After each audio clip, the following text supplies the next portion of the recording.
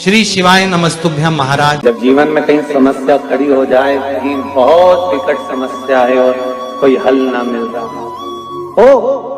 हो जाता है जीवन में, कोई घड़ी ऐसी आके खड़ी हो जाती है जहां पर हमको सोचने के लिए भी समय नहीं मिलता। तब मंगलवार को अगर शिव जी के मंदिर में, शंकर के मंदिर में जाकर एक लोटा पानी चढ़ाया जाता है तो हमारे कार्य में उन्नति होती है। आज बहुत सुंदर सा एक उपाय है, बहुत सुंदर, शायद आपकी जिंदगी में सबके काम आए, सबके काम आए।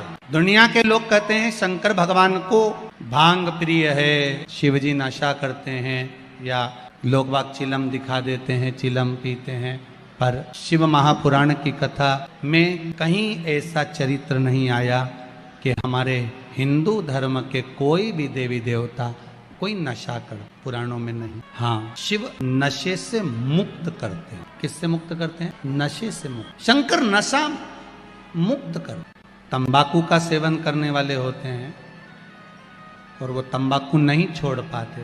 आप कितना ही प्रयास करो उनके लिए, आप बहुत बोल लो, झगड़ा कर लो, और ऐसा नहीं है कि आप लोगों ने झगड़ा नहीं करा होगा, कितना करा होगा, ईमानदारी की बात बताओ। 4-5 दिन तो आप लोगों ने नए नए में तो रोटी भी नहीं खाई होगी झगड़ा के कारण। तुम तंबाकू छोड़ो, तंबाकू छोड़ो, वो तुम्हारे सामने नहीं खाए तो क्या हुआ, बेरू बाहर जाके खा ले। नीलकंठेश्वर महादेव का स्मरण करें। कौन से महादेव का करना है? नीलकंठेश्वर महाराज। 2 बार पशुपति व्रत कर लिए, आपने ये कर लिया, आपने प्रदोष कर लिया, आपने सोमवार कर लिया, आपने सारे अनुष्ठान कर लिए, बहुत सारे उपाय भी करे, तो 21 पत्ते इकट्ठे कर कर उसको आग लगाकर जलाकर भस्म तैयार कर लीजिए। और जिस पुरुष नारी को चर्म रोग हो जाए, चर्म रोग, कहीं खुजली चल रही हो, कहीं दाने पड़ गए हो, कहीं चमड़ी सफेद लाल काली पीली जैसी पड़ गई हो, कहीं दाग हो रहे हो, चर्म रोग, कहीं खुजाल चल रही हो, तो शिव महापुराण की कथा का ये संवाद याद रखिए। लिंग पर आम के पल्लव को जो वर दिया गया, तो आम के 21 पत्ते इकट्ठे कर उसको आग लगाकर उसकी भस्म तैयार कर शंकर भगवान के शिवलिंग पर शाम के समय प्रदोष काल में चढ़ा दीजिए वो भस्म। और उस भस्म को उठाकर लेकर आ जाओ, डब्बी में भर लो और गाय का घृत उसमें डाल लीजिए और उस स्थान पर लगाना चालू कर दीजिए। 3 दिन में दांत खात खुजली जो भी होगी मिटना प्रारंभ हो जाएगी। श्री शिवाय नमस्तुभ्यम, सब बोलिए एक बार जमकर, श्री शिवाय नमस्तुभ्यम। प्रैक्टिकल जरूर करना, कहीं सीओर वाला महाराज झूठ तो नहीं बोल रहा। चढ़ाने का भी एक तरीका होता है, समझ में आता है? सीधा बेलपत्र और उल्टा बेलपत्र, समझ लेना, बहुत अच्छे से समझिएगा। शिव जी के सम्मुख में शंकर भगवान के शिवलिंग पर जब बेलपत्र चढ़ता है तो बेलपत्र का जो सीधा भाग होता है वो शिव जी के शिवलिंग पर होना चाहिए, उल्टा भाग ऊपर होना चाहिए। बहुत ध्यान से समझना हो।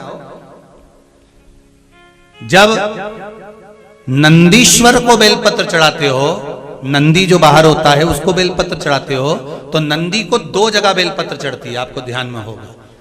पहली बेलपत्र नंदी को जब चढ़ती है तो नंदी के सामने चढ़ती है, तो उसका बेलपत्री का जो डंडी का मुख है वो नंदी की ओर होता है और बेलपत्री की पत्ती का मुख शंकर जी की ओर होता है। समझ में आ रहा है सबको? डंडी का मुख, जैसे नंदी ऐसे बैठा है तो डंडी का मुख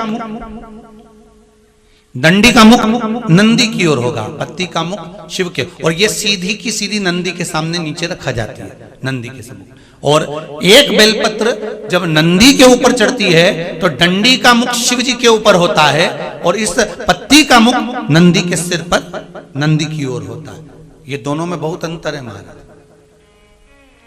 जैसे कोई बच्चा कोई कंपटीशन एग्जाम के लिए जा रहा हो या कोई परीक्षा देने के लिए जा रहा हो और पढ़ाई करे, स्मरण करे, तैयारी करे, वो अपनी जगह पर है। और ऐसा नहीं होता कि बच्चे पढ़ते नहीं है या तैयारी नहीं करते हैं। इसके बाद भी अगर उनका इंटरव्यू में पास नहीं होते या एग्जाम में पास नहीं होते तो उसके लिए ये दोनों बेलपत्री बड़ी काम करती है। बहुत ध्यान देना, जो नंदी के सामने बेलपत्र रखकर जाना, शिव जी के सम्मुख में बेलपत्र रखकर जाना, मतलब नंदी के सम्मुख में जब रखाएगी तो डंडी, जम के बोली है, कहाँ होना चाहिए? नंदी की ओर, और जब ऊपर रखाएगी तो डंडी शिव की ओर हो। ये दो बेलपत्र रखकर शिव जी का स्मरण कर कर जाएं, कार्य सफलता की ओर बढ़ता है। कोई काम के लिए आप जा रहे हैं तो उसमें सफलता मिल जाती है, उसमें सफलता प्राप्त हो। शिव जी को बेलपत्र चढ़ा रहे हो, जो चिकना भाग है सीधा भाग शिव जी के ऊपर, शंकर भगवान के ऊपर।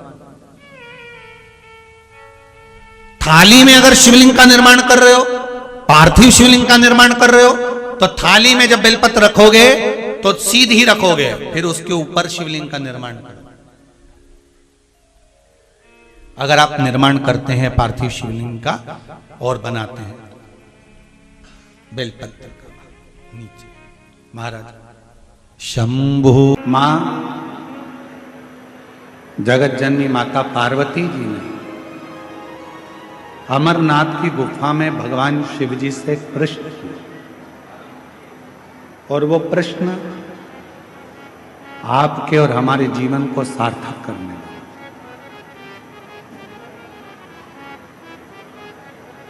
वो प्रश्न आपके और हमारी जिंदगी को आनंदित करने वाला है। वो प्रश्न है, मां जगत जननी जगदम्बा अम्बा माता पार्वती जी भगवान शिव जी से प्रश्न करती हैं कि भोले बाबा, मैंने सुना है कि आप संसार के लोगों को नवनिधि देते हैं, आप संसार के लोगों को नवनिधि प्रदान करते हैं। इसलिए हनुमान जी महाराज भगवान शिव का एक अंश स्वरूप है। पवन तनय संकट हरन मंगल मूरत राम लखन सीता सहित हृदय हनुमान जी महाराज भगवान शंकर का एक स्वरूप है,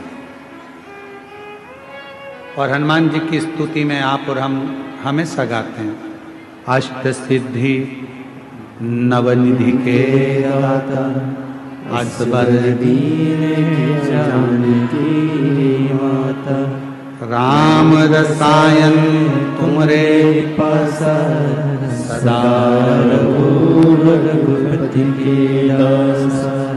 इसमें एक लाइन अष्ट सिद्धि नव निधि के, बाबा नौ निधि आप सबको देते हो, नौ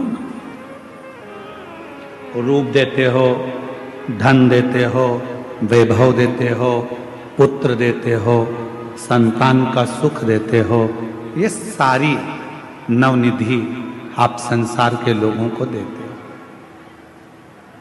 शिव जी से पार्वती जी ने अमरनाथ की गुफा में अमर कथा के समय पर पूछा, इससे हटकर भी कोई और निधि है क्या? क्या इससे हटकर कोई निधि है? और आपको आज हम बताएं इस पवित्र शिव महापुराण की कथा में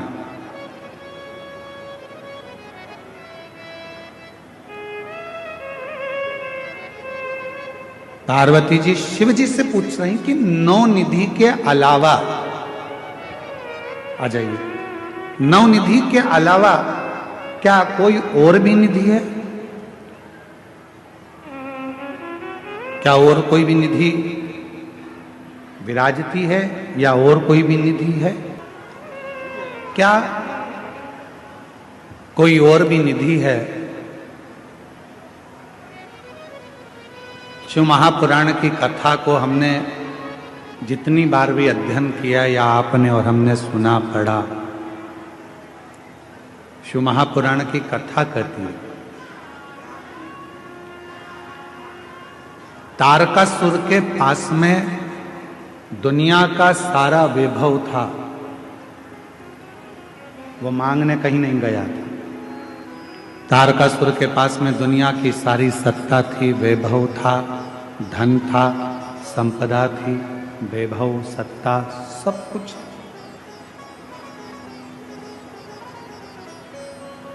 जो पार्वती जी ने शिव जी से पूछा, क्या 9 निधि के अलावा भी कोई निधि है क्या? भगवान देवाधिदेव महादेव के मुख से निकल गया, पार्वती एक निधि और है, शायद दुनिया के लोगों को वो नहीं मालूम।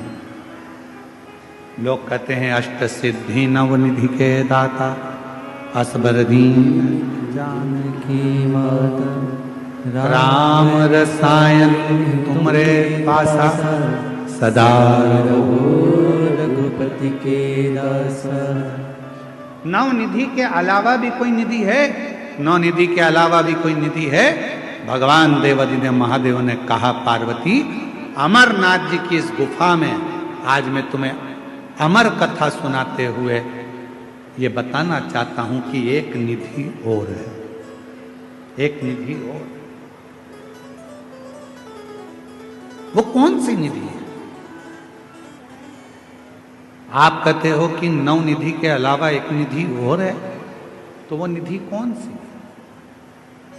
भगवान देवाधिदेव महादेव ने माता पार्वती से कहा, पार्वती वो एक निधि है, मेरी अविरल भक्ति और मुझ पर चढ़ाया गया एक लोटा जल, वो शिव की निधि, शिव भक्ति की निधि, भगवान शंकर की भक्ति की निधि। पार्वती जी ने पूछा कि वो निधि किस काम आती है? 9 निधियां तो काम में आती ही हैं, पर ये जो निधि आप बता रहे हो, आपकी भक्ति की निधि, आपके भजन की निधि, आपके स्मरण की निधि, आपके कीर्तन की निधि, आपके मंत्र जाप की निधि, वो निधि किस काम आती है? भगवान देवाधिदेव महादेव ने कहा, सुनो पार्वती, मैं आपको इस अमरनाथ की गुफा में अमर कथा के साथ में वर्णन करना चाहता हूं। दुनिया के लोग अगर 9 निधि प्राप्त नहीं कर सकते और वो यदि मेरा भजन रूपी निधि मुझ पर एक लोटा जल चढ़ाना प्रारंभ कर दें, मेरा भजन स्मरण करना प्रारंभ कर दें, तो उनके पास में 9 निधियां अपने आप आना प्रारंभ हो जाती है।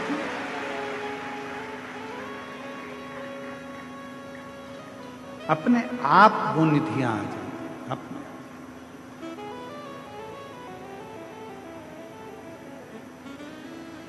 कुछ मत करो।